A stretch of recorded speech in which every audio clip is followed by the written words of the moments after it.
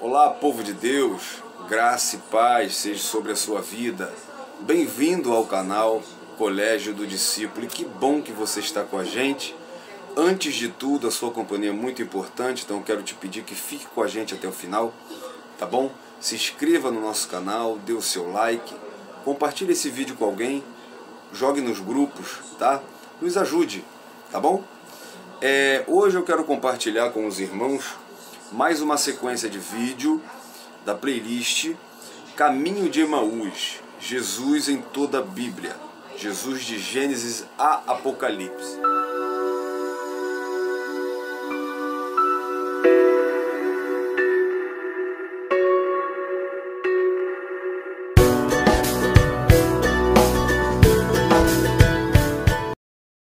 No Caminho de Emaús, Evangelho segundo o relato de Lucas, capítulo 24, no versículo 27, mais precisamente. Jesus, ele está com os discípulos, Jesus já ressuscitou, e ele mostra para os discípulos, no versículo 27, diz assim, ó: e começando por Moisés e todos os profetas, explicou-lhes o que constava a respeito dele em todas as Escrituras. Tá? Jesus mostra como ele aparece, como toda a Bíblia fala dele, tá bom? Por isso, o nome dessa playlist é Caminho de Emaús, porque nós estamos mostrando Jesus em toda a Bíblia, tá? Lembrando que no último vídeo nós falamos das cartas paulinas e eu apresentei para vocês aqui Jesus como o cabeça da igreja. Muito bom, nós meditamos muito, nos aprofundamos na palavra e falamos sobre isso. Hoje nós vamos ver Cristo nas epístolas gerais, ou seja, de Hebreus até a epístola de Judas. E como que Jesus ele é apresentado em cada uma dessas cartas? É claro que ele é apresentado de muitas outras maneiras, mas em Hebreus ele é o sacerdote eterno, capítulo 7, versículo 3. Em Tiago ele é o legislador, capítulo 4, versículo 12. 1 de Pedro ele é o rei, capítulo 2, versículo 17. 2 de Pedro ele é o nosso Senhor, capítulo 1, versículo 2. 1 de João ele é o Cristo, capítulo 5, versículo 1. 2 de João ele é o Filho do Pai, no versículo 3. E 3 de João ele é a verdade, no versículo 4. Na carta, na epístola de Judas, ele é o único dominador e senhor, no versículo 4, tá bom? Lembrando que nós temos símbolos, tipos, teofonias, profecias no Antigo Testamento.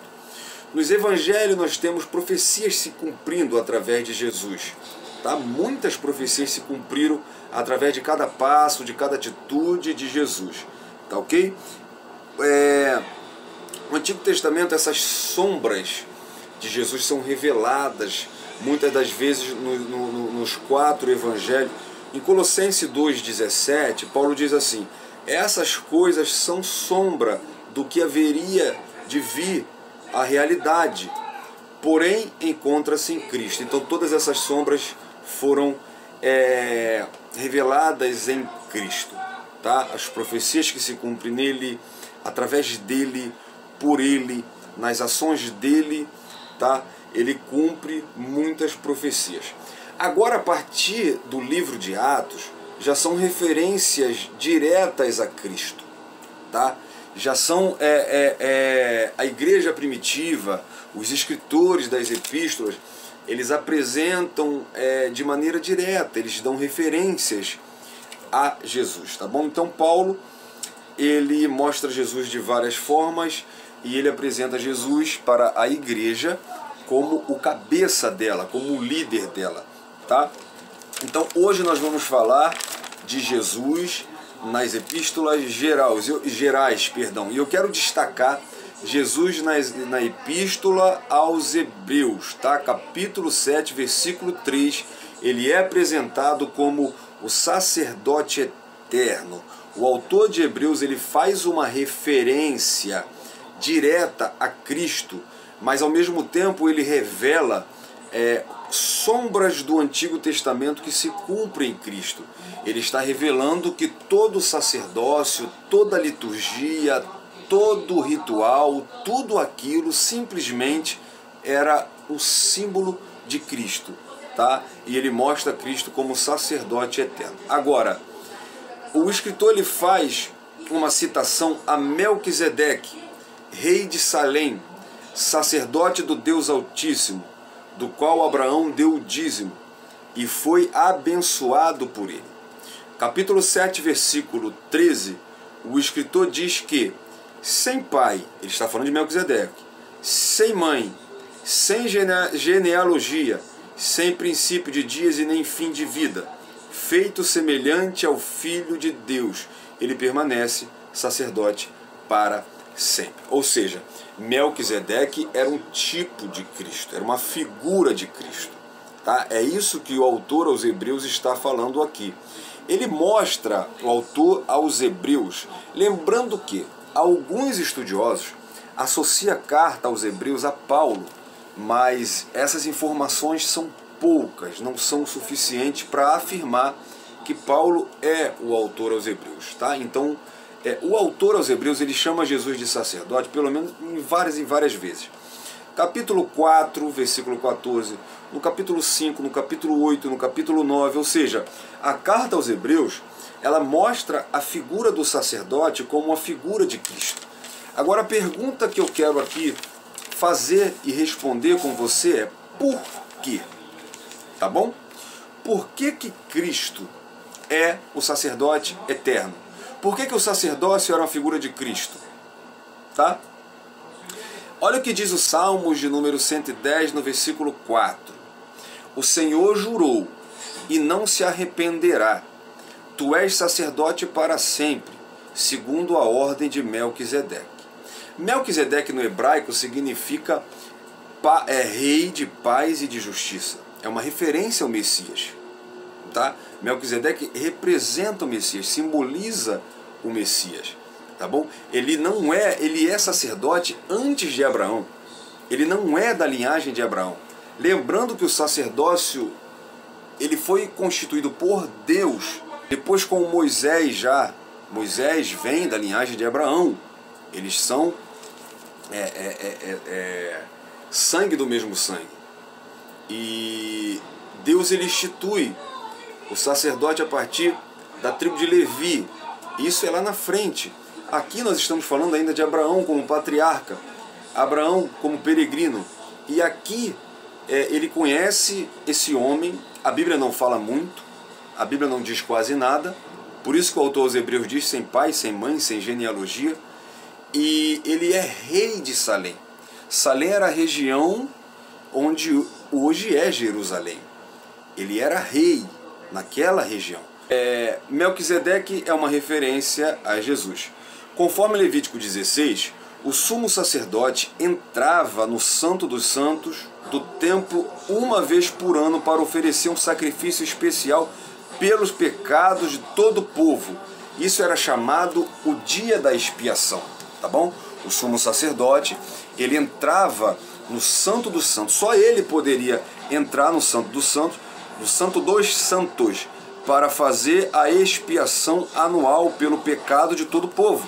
Então ali era feito um ritual, era feito um sacrifício pelo pecado de toda a nação, para que Deus viesse perdoar os pecados, tá? E isso cobria, isso era uma cobertura temporária do pecado. Então todo ano tinha que ser feito, tá? Olha o que diz Hebreus capítulo 10, versículo de número 4, lembrando que eu estou com a nova versão internacional, a NVI. Diz assim: pois é impossível que o sangue de touros e bodes tire o pecado. Esse sacrifício, ele cobria o pecado, ele não poderia tirar o pecado. Aí, Jesus ele fez a expiação pelo pecado de todo o povo, de uma vez por todas. Olha o que diz ainda no capítulo 10, o versículo de número 11 e 12. Dia após dia, todo sacerdote apresenta-se e exerce os seus deveres religiosos repetidamente. Oferece os mesmos sacrifícios que nunca podem remover o pecado. Mas quando este sacerdote, Jesus, acabou de oferecer para sempre um único sacrifício pelos pecados, assentou-se à direita de Deus. Então, por que Jesus é o sacerdote eterno? Ora, é interessante nós observarmos que o sacerdote, antes de entrar para oferecer o sacrifício pelo povo, primeiro ele tinha que oferecer o sacrifício por ele. Se ele entrasse no Santo dos Santos sem ser purificado, ele ia morrer, porque o sacerdote também era pecador. Mas Jesus, ele não tinha pecado, tá? Então, ele foi o sacerdote perfeito. E Jesus, ele foi oferecer um sacrifício perfeito, porque além de ser o sacerdote que ofereceu, ele também é o sacrifício. E ele é o sacrifício perfeito. Olha o que diz, Hebreus capítulo 9, versículo de número 14. Quanto mais o sangue de Cristo, que pelo Espírito Eterno se ofereceu de forma imaculada a Deus, purificará a nossa consciência de atos que levam à morte, para que sirvamos ao Deus vivo. O sacrifício de Cristo nos livra de todo o pecado, tá bom?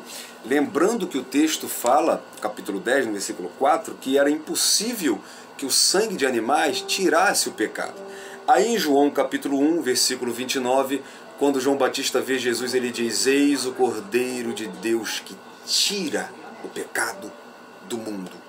Ele não cobre, o sangue de Jesus tira o pecado, tá bom?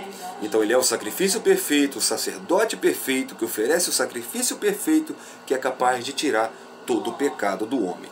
Capítulo 10, versículo 12, eu já li, mas eu vou ler agora para você o versículo 14.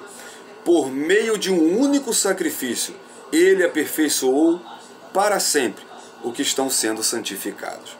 Portanto, Jesus é o sacerdote eterno, porque ele ofereceu o sacrifício perfeito, que de uma vez por toda nos livrou do pecado, tá? Como sacerdote, ele é o sacerdote perfeito, porque ele não tem pecado. Como sacrifício, ele é o sacrifício perfeito, porque ele não tem pecado. Ele é o sacrifício sem mácula. Ele é o sacrifício, ele é o cordeiro sem mácula. Ele é o cordeiro perfeito. Então, Jesus, ele adentrou de uma vez por toda no Santo dos Santos, oferecendo um sacrifício que de uma vez por toda aniquila a operação, o reinado do pecado. Para isso, o que nós temos que fazer? João capítulo 3, versículo 16. Deus amou o mundo de tal maneira que deu o seu Filho. O sacrifício foi entregue, o sacerdote perfeito entregou, o sacerdote eterno entregou o sacrifício perfeito. Mas o que eu tenho que fazer? Para que todo aquele que nele crê não pereça, mas tenha vida eterna. Então é necessário que eu faça a minha parte, que eu creia no sacrifício do Messias, que eu creia que ele é o sacerdote eterno, para que ele possa então aniquilar a operação do pecado na minha vida. Tá bom? Espero que você tenha gostado desse vídeo. Jesus é o sacerdote eterno. Fique na paz, Deus te abençoe. Um abraço.